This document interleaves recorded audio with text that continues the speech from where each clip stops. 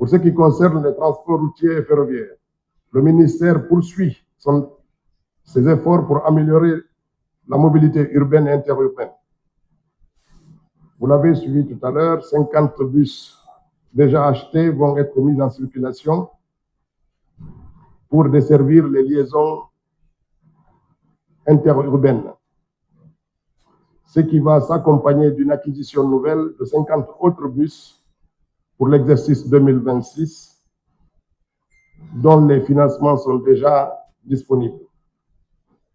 Un processus d'acquisition de 200 bus est ouvert en partenariat avec le secteur privé et qui viendra renforcer la mobilité dans la ville de Conakry.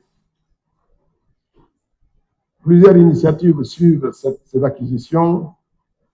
C'est des initiatives souvent privées et vous l'avez suivi, le développement de plus en plus soutenu des VTC qui ont accompagné cette diversification de l'offre de mobilité et qui améliorent les services de transport urbain. Dans cette vision d'amélioration et de diversification des offres de transport, permettez-moi d'insister sur le rôle du partenariat privé-public afin de proposer une réponse moderne aux défis de la mobilité urbaine. Le ministère des Transports a en relation avec la société DSD, lancé l'acquisition de 2000 taxis qui viendront meubler un vide dans le renouvellement urbain des véhicules et aussi offrir des solutions de mobilité aux concitoyens tout en améliorant l'emploi pour les jeunes et permettre aux sociétés qui se développent en VTC de développer et d'augmenter leur flotte. Ces projets, comme vous le savez, contribueront au renouvellement du parc automobile en général et particulièrement celui des taxis urbains, ainsi qu'à la création d'opportunités d'emploi pour notre jeunesse. C'est tout le sens du partenariat que le ministère des Transports et la société DSD ont conclu.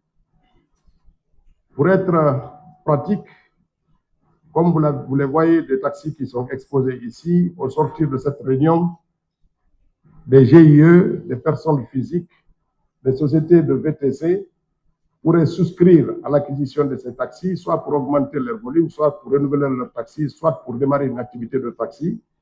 Il y a un prix voisinant les 18 millions qui est le montant de base pour prendre le taxi et ensuite le reste est payable sur 24 ou 36 mois, suivant les prix qui vont être affichés.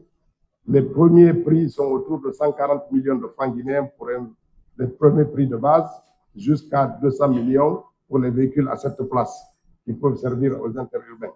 C'est un effort qui est considérable parce que le gouvernement subventionne ces acquisitions, négocie les prix, accompagne les importateurs pour faire en sorte que les voitures puissent être rendues à ces prix relativement accessibles pour une voiture sortie d'usine.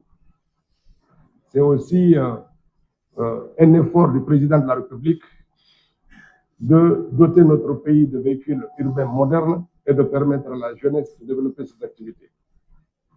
Donc le développement de ces modes de transport, plus le lancement prochain des sociétés de transport de masse, les bus, viennent offrir et répondre en tous les cas à une attente importante de nos concitoyens.